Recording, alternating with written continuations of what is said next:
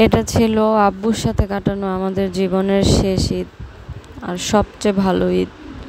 যখন আমরা পরিপূর্ণ ছিলাম, আব্বু ছিল সাথে।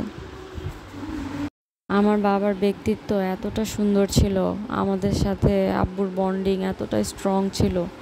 সব সময় চিন্তা করতো যে আমাদের কিসে ভালো, আমাদের কোনোটা ভালো লাগে, কোনো ডিসিশন কোনো দিনও চাপায় দেয় নাই। আম্মু কিসে হাসি খুশি থাকবে, আমরা কিসে হাসি খুশি থাকবো, কোনো দিন তো একটা ধমক তো দূরের কথা, কোনো দিনও দেয় নাই। সব সময় হাসি খুশি রাখার চেষ্টা করতো।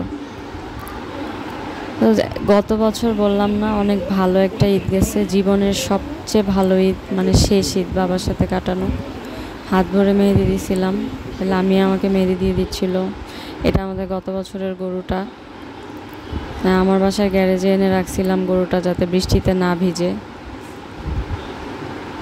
এই তো, মানে বাবার মতো করে আমাদেরকে রাখা, বাবা এত সুন্দর করে এত পশভাবে আমাদেরকে বড় করছে, এজন্য আসলে আমাদের সাথে অন্য কারোর সাথে মিলে না, মিলাইতে পারি না, নিজের মন থেকে আসে না।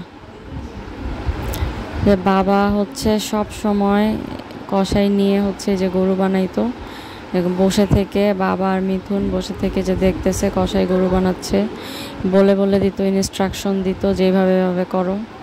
এই বছর ঈদে আব্বুকে ভীষণভাবে মিস করছি এই জিনিসটা।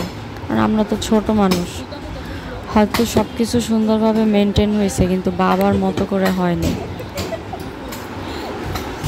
আনন্দে ভরা একটা ঈদ গেছে, আর এই বছর কোনো ঈদের আমেজই পাই নাই। কোরবানি দিছি, সব কিছুই হয়েছে, কিন্তু বাবাকে ছাড়া এই আনন্দ আসলে কোনো কিছুই না।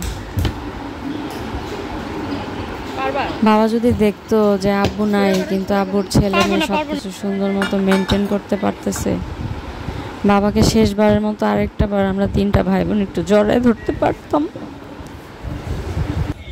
আম্মু ঈদে হচ্ছে বিফ দিয়ে কয়েকত করে, এটা গরুর ঝুড়া মাংস ছিল, আর ওইটা হচ্ছে গরুর সাদা করে ভুনা করা ছিল, কালা ভুনা ছিল।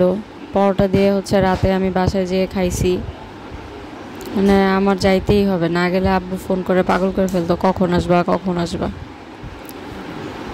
আম্মু হচ্ছে আমাদেরকে অনেক করে আগলে রাখতেছে, কিন্তু এমন বাবার অভাব, এই বাবার বিয়োগ আসলে কোনোভাবে নিজেকে ভালো থাকতে দেয় না।